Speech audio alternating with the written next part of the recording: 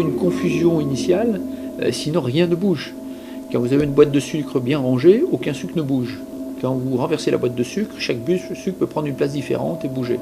Donc tout ce qui est trop structuré, établi, devient non productif et non innovant.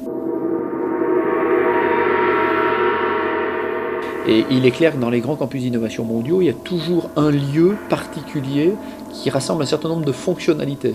Donc dans les fonctionnalités qu'on a vues sur l'Open Innovation Center, c'est d'abord s'ouvrir au monde, puisque c'est en s'ouvrant au monde qu'on arrive à intégrer les cultures et la diversité des autres.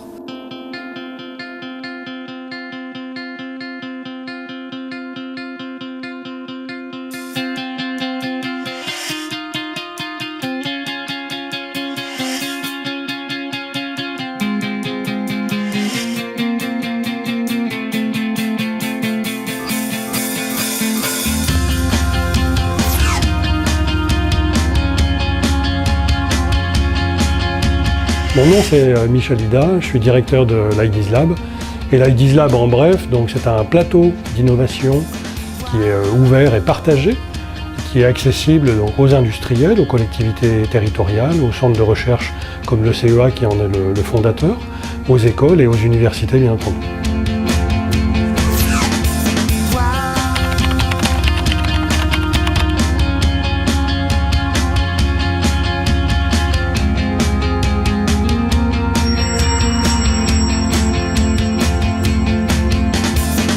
Donc, nous avons créé IDEAS Lab en 2001 avec le CEA comme partenaire fondateur et sous l'impulsion d'autres partenaires, Hewlett-Packard à l'époque, ST Microelectronics et France Télécom. À l'origine, ce plateau d'innovation qui est au carrefour des usages et des technologies a été créé autour des objets communicants pour imaginer de nouvelles applications des objets communicants. À l'époque, France Télécom avait déjà un studio créatif qui était une structure interne à France Télécom. Et en l'an 2000, plutôt à l'époque vers l'an 2000, l'idée a été d'ouvrir cette structure avec d'autres partenaires. Donc au fil du temps, dans IDEAS Lab, nous avons adressé plusieurs thématiques. On a commencé historiquement en 2001 par les objets communicants. À l'époque, ST était focalisé, mon activité est focalisée sur le développement de nouvelles technologies, en particulier pour les terminaux sans fil. Naturellement, on est venu en contact avec Michel Hida qui montait l'activité de Minatech et des Labs pour faire le lien entre les nouvelles technologies et les usages. C'était des projets qui étaient orientés soit sur des objets innovants. On peut parler d'un stylo communicant à l'époque, on peut parler d'un terminal mobile avec de l'orientation dans l'espace qui proposait de nouveaux services. On a pu mettre au point un premier prototype qui s'appelait la Magic Ball, qui permettait effectivement de naviguer à l'époque déjà sur une interface avec des mouvements, qui a été en fait le précurseur de toute cette révolution, en particulier de la Wii dans le domaine des jeux, où on a découvert que effectivement l'objet quotidien pouvait être simplement un capteur de mouvement et interagir avec le contenu multimédia.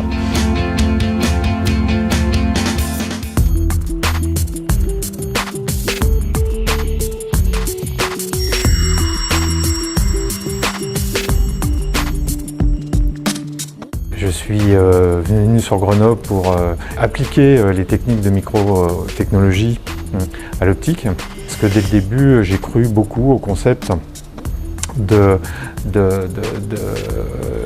création de nouvelles idées et de validation par les usages. C'est un travail qui consiste à mettre au point des méthodes qui permettent d'accompagner la conception des innovations le plus en amont possible en essayant de vérifier que ça va avoir du sens pour les utilisateurs.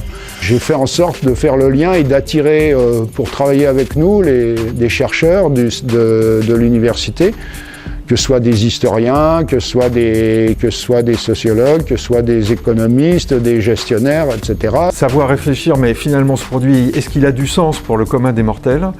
C'est quelque chose qui apporte énormément aux gens parce que finalement, ils se posent les bonnes questions et du coup, ils sont à même de faire des propositions innovantes et intéressantes par rapport à leur travail quotidien, dans leur travail quotidien.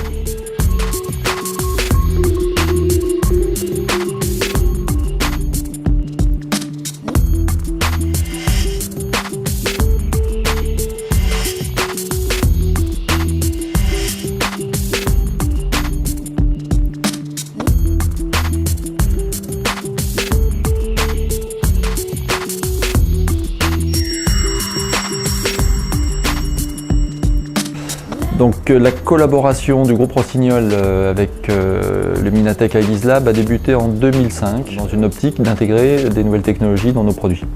Il y avait également de nombreux partenaires très forts qui pouvaient proposer des relations industrielles justement en termes d'innovation à échanger sur des métiers qui n'étaient pas nos métiers de base puisque nous sommes plus dans le domaine effectivement de la mécanique.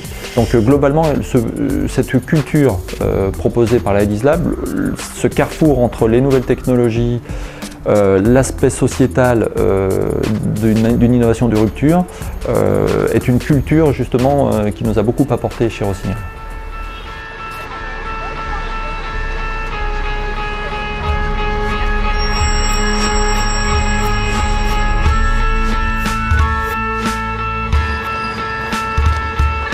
L'atelier Art Science, c'est un lieu où on fait se rencontrer des artistes et des scientifiques avec l'idée de leur permettre de se nourrir réciproquement de leurs propres activités. Il y avait beaucoup en fait, de compétences en sciences sociales sur les thèmes d'innovation, mais que ces compétences n'étaient pas tellement articulées.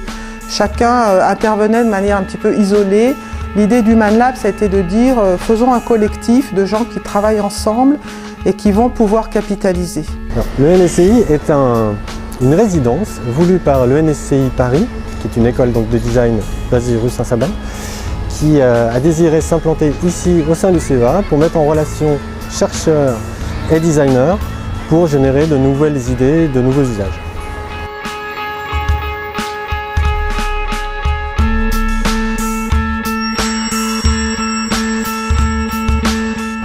Donc Ideas Lab, ça a été une découverte.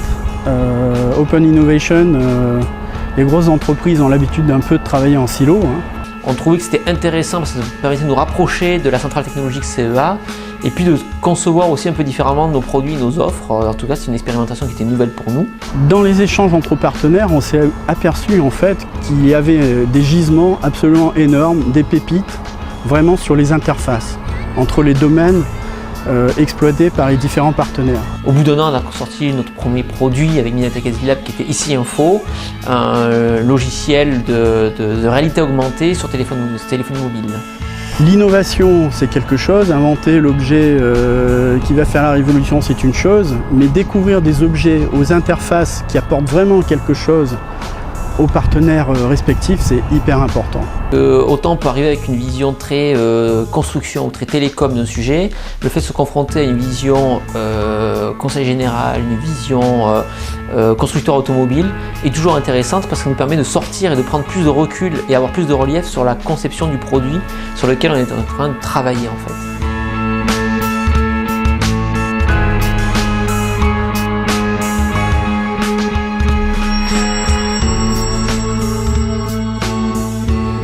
Dans le cadre de notre volonté en ce moment d'accélérer la diffusion et le transfert des technologies dans l'ensemble des territoires, ce serait intéressant qu'on participe à un tel partenariat avec des industriels et des chercheurs. C'est un club de rencontre entre guillemets, c'est-à-dire qu'on est là, il y a des individus qui représentent des sociétés, qui représentent des stratégies et en fait on est directement impliqués ensemble à la convergence de nos intérêts sur des projets qui nous regardent tous.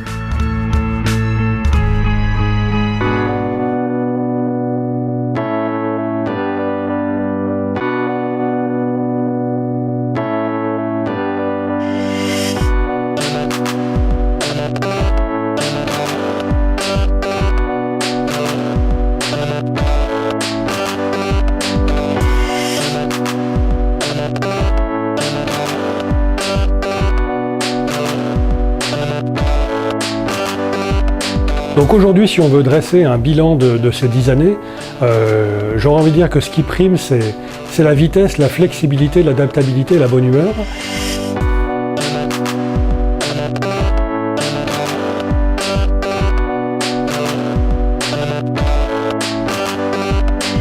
On a travaillé sur d'innombrables sujets avec de très nombreux partenaires qui se comptent maintenant par dizaines.